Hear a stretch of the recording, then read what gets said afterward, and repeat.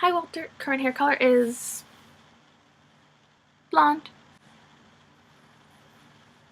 This is my first video for you. I'm gonna start them now before you leave for Sweden. This video I wanted to talk about my book. I'm gonna be giving you a copy of my book soon, which is nerve-wracking. So I wrote a book, and I hate to say it, but it's kind of romantic. You know, I hate the word romantic. I hate the implications of saying a book is romantic because I'm not a romantic person. I'm not the kind of person who swoons over little things, and I don't fawn over people, and I'm just not like that. But it's romantic in that a lot of the main plot has to do with romantic relationships, which stresses me out because I'm a woman, which is a weird sentence. It's strange to write a book that I really believe in and I really appreciate what it stands for, and to realize that people might dislike my book or view it differently because I'm a woman.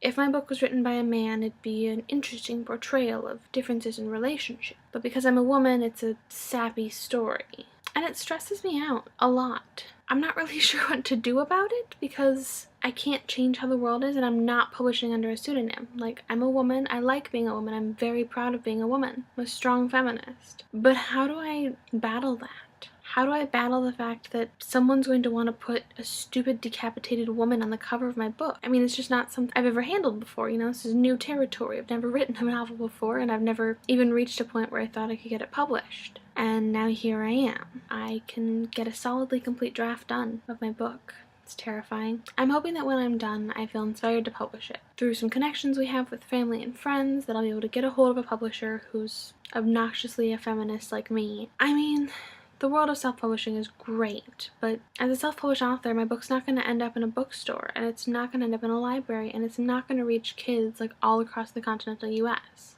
It's just not. And that's something I'd really like. And I know everyone says that, and every author really wants their book to be, you know, reaching children across the whole world, but I don't think I've ever read a book in which the main character doesn't fall for the wrong guy and then the right guy, or the right guy, but you know, he comes around. Or part of the big thing that I love about my book, and part of the reason I wrote it, is because you don't just fall in love once, and there's no right or wrong about anyone you fall in love with. You're gonna fall in love multiple times, or you won't. But if you do, it's okay. It doesn't negate the past relationships that the new one is special. It doesn't cheapen your new relationship that you loved someone before. You can love multiple people in your life, and none of them has to be evil, and none of them has to be a life lesson, and there's no reason that you have to learn anything from any of them except for you're a great person and sometimes things just don't work out. And that's okay. I hope that my book's good enough that people don't just put a decapitated woman on the cover and market it to sappy teenage girls, which I was, and were great readers, but I'd like a boy to read it. Well, maybe we'll make Harry read it. Anyways, that's all I got for today.